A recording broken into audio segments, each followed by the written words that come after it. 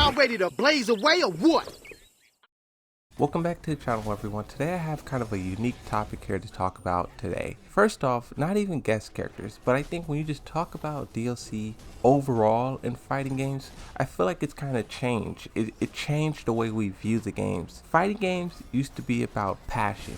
We used to play the games for the love of it, but now it seems like people care so much about DLC, and it kind of takes away the fun because one, DLC is so powerful. It's obnoxious. It's too much. It changes the discussions around the game.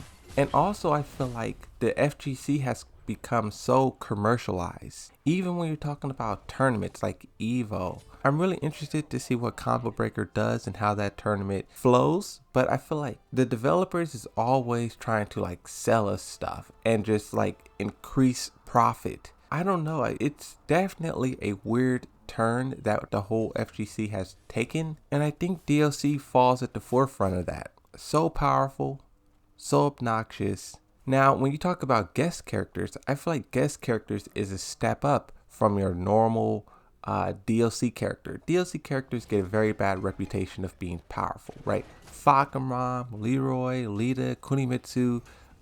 To my surprise, Testament was placed around B tier. People don't say she's really that powerful. Now the thing about Testament, someone could say a character sucks in tournament, but then online that character will be a nightmare. So when Testament is labeled as a B, I don't know if that means tournament or online. But when you talk about Luke is one of the most devastating things to happen to Street Fighter V. Very obnoxious, and ever since he showed up, he's just been dominating tournaments, online. Like I say, the FGC is changing because of it. The discussions around the FGC is changing. But the topic that I really want to tackle today is, should Street Fighter 6 add guest characters for the first time outside of Capcom? Because they did collaborations before with Capcom and with Tekken, but they never had a guest character added to the main story, the main games, the main series 1 through 6.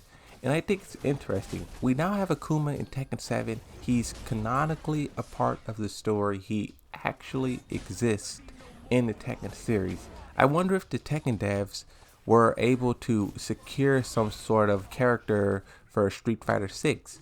Maybe we can have Heihachi or Jin or Kazuya or some other characters show up in Street Fighter. Well, here's the thing.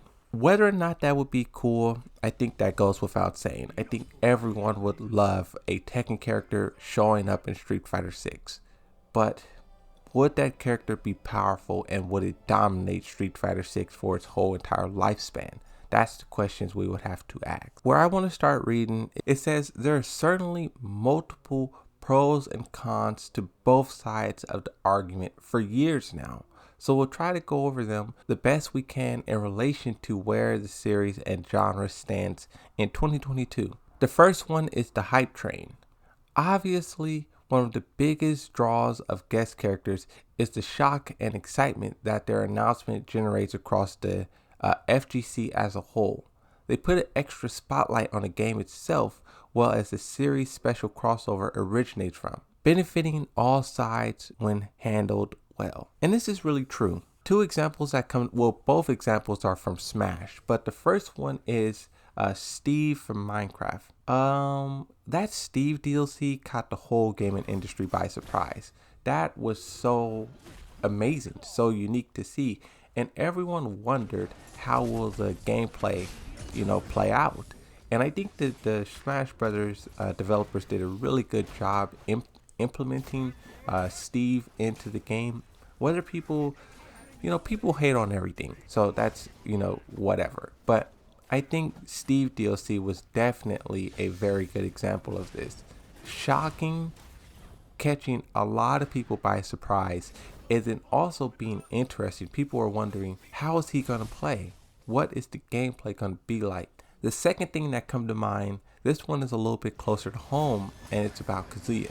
Kazuya went into Tekken, and this caught everyone by surprise in the fighting game community. I remember I was watching E3. I literally wasn't expecting no news, no announcements, no nothing. I just had it on in the background, and then all of a sudden there's a Smash trailer that's about to be shown, and it's a new character. And I'm like, okay, this seems interesting. You know, they have pretty good character ideas. What are they going to show? And then all of a sudden, they start showing Devil Kazuya, and I'm like, whoa, I was not expecting this. This is lit. And then I uploaded the trailer to YouTube, and then in the comment sections, I seen a whole lot of people like, "Oh yeah, we gotta buy this, and we gotta play Smash to support it." Like, people were so excited, and I think the hype train is definitely one of the most important aspects when you talk about not only guest characters but just normal DLC characters. That hype train and building up to that release, it really is like a magical moment. And me, I try to relish it because I know now building up to that release is going to be incredible. But once that character comes out, it's probably going to be a busted nightmare and it's probably going to ruin it, right? The next section in here is about building bridges. Japanese fighting game developers scene has also shifted during this period from rivalries or even acknowledging the competition to one that's a lot more friendly and seemingly helpful to each other. This is true. Over the past 5, 6, 7 years, the fighting games have kind of shifted. They went from to not even acknowledging that the other game exists to now Harada has a Harada's Bar show, and you have Sega developers talking to him about Street Fighter, talking to him about Tekken 8, you know, asking questions, sharing advice, sharing information. For God's sakes, they have the Japanese Publishers Roundtable. They did 3 of them. The first 2 was hosted by Bandai Namco. The third one was hosted by Sega. It's like they really have shifted so much, and I think it's better. I think it's better that they communicate with each other because most of us play more than one fighting game, right? Growing up, I played a lot of Street Fighter, a lot of Mortal Kombat, and a lot of Tekken. And to see these developers talking and working together is really cool. Even though Mortal Kombat is always kind of like the odd man out because it's like the only non-Japanese fighting game, so they're kind of left out a lot of the times. But I still think it's cool to see these developers talking to each other. And I think they realize that putting your character in the other game also helps you. Talking about the other game's updates or the other games. Because here's something too. Harada is such a troll. Harada will take these moments where the spotlight is not on him to troll. For example, when Street Fighter 6 was announced, Harada was doing a whole lot of trolling, and he was comparing the Street Fighter 6 trailer to a trailer they made like 20 years ago. Another example is during the Japanese Roundtable 3. During that, Harada had nothing to announce. He already did his announcement, the Tekken Bloodline series, and as a result, the whole show, the whole 3 hours, he was just trolling, making comments, laughing, cracking jokes. All the other developers, they were too, but Harada having no, like, him being there was the job. He didn't have anything further to say or to do or to announce. So he kind of just was doing whatever he wanted. And I think it just adds so much to the community. I think a lot more than we may realize. The next part here that I want to read, this one's actually a really good point. A fresh take is what it's titled. One of the cooler aspects of guest characters in fighting games is the new ideas they can bring to the table for the main title itself as well as the characters included. Again, what comes to mind? You have Akuma, Geese Howard, Eliza, 2D characters in Tekken. You have Steve from Minecraft and Smash. You have Kazuya, 3D wave dashing, rage drive using in Smash. Amazing how that worked. Even 10-hit strings, hell sweeps, 50-50 mix-ups. It's crazy. Some of the things these developers are like doing. That's why guest characters in DLC is so exciting now, because they can definitely do it. The mechanics, the gameplay is definitely there. They're definitely skilled, but it all just goes back to the power level. I'm a lot more wary of what I ask for because I know at the end of the day it probably will be very, very strong.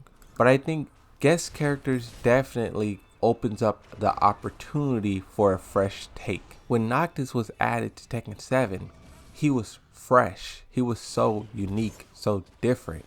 And that's really is like the biggest kind of I would say letdown.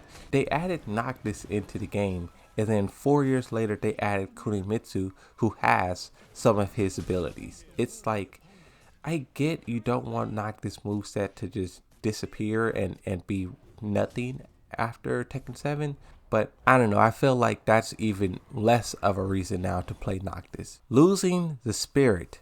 Wow, let's talk about this one.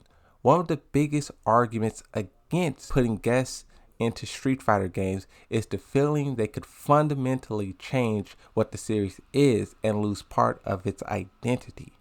Many will point out Tekken's inclusion of Geese Howard, Akuma, and Noctis for stepping too far outside the franchise's established norms that created a divide in the community that continued to this day. Tekken was never really about dodging fireballs or trying to block teleporting swords. So now Tekken 7 will always stand as something very different than everything that came before. Bringing in someone from Guilty Gear Strive or a Sham Show could potentially have the same impact on Street Fighter 6, which is something most fans would probably want to avoid. That's the thing. I talk about it all the time, but the way the Tekken developers handled Geese and Akuma is so disastrous. So disastrous. I always say it, but if they would have made them fair, and for the first 2 years, yes, they could have been busted and overpowered. But once season 3 came around, that is the point which they could have saved it. They could have nerfed them and made them fair, and then it would have been okay. But they let these characters be monsters for 7 years, and it changed the way we view the whole FGC. Nobody wants a Geese or a Akuma showing up in their game because they'll just dominate for 7 years. And then what's even crazier, you have parts of the community who still are blind to it. They say, oh, well, if the 2D is such a problem, then why don't you give everybody else 2D shenanigans? Why don't you give everybody else fireballs? And it's like, that is what this is talking about. Losing the spirit. You add something into the game that is not the game. That is not what the game is about. And then people want to try and change it to fit that new thing that was added. It just doesn't work. That's like if they added in Tekken characters and they were able to sidestep. And then the Street Fighter players was like, oh, well, since everyone's mad about these Tekken guest characters sidestepping, why don't they make every character sidestep? It's like, that's not Street Fighter, you know? Parties full. Street Fighter already has dozens upon dozens of characters that appeared in playable forms or simply in the background, and some of them haven't been seen in decades at this point. Even with Street Fighter 4 and 5, squeezing in over 40 characters into each roster by their conclusion, they still couldn't come close to adding every wanted warrior to the mix. Putting resources into a guest character that could have gone to one or more legacy inclusions is a tough pill to swallow. Would you rather Capcom spend time putting Rock Howard into Street Fighter 6 or bring Makaku back? That's another interesting point too. I seen a comment left on one of my videos the other day. Sometimes, this is the problem with franchises having too many characters. The conclusion to this video and also this article is a question. Should Street Fighter 6 add guest characters? 23 votes, 52.3% says no. Don't do it. For whatever reason, don't do it. Yes, at 14 votes, 31.8%. Number 3 says okay, but keep them within Capcom. 7 votes, 15.9%. The total votes on this is 44. Yes, it's a small poll, but I think it's still valid in the sense that it captures the FGC's perspective. I think a lot of people would say yes, and I think a lot of people would say no. Really, I think it would come down to about a 50-50 split. Kind of, that's how it is. If we combine yes and okay, that would combine 31% 15%, and that would be about 48-52, so very even split. And I think it really just comes down to execution. They can do it. All of these developers are talented, but at the end of the day, it needs to be fair. It needs to be balanced. It cannot be pay to win, and it cannot dominate the whole entire landscape. Every single tournament, you have a guest character showing up and just, being a monster. But that's it. I just want to talk about this because I think it's an interesting subject. There is a lot more things that I could have said. There's some things that I didn't say. But I think this is the general idea when you're talking about guest characters and how these other games should do it. Akuma and Geese Howard is definitely a big example of what not to do. Kazuya for Smash is an example of what they should do, right? But that's it. Thanks for watching. I'll see you next time. Bye bye.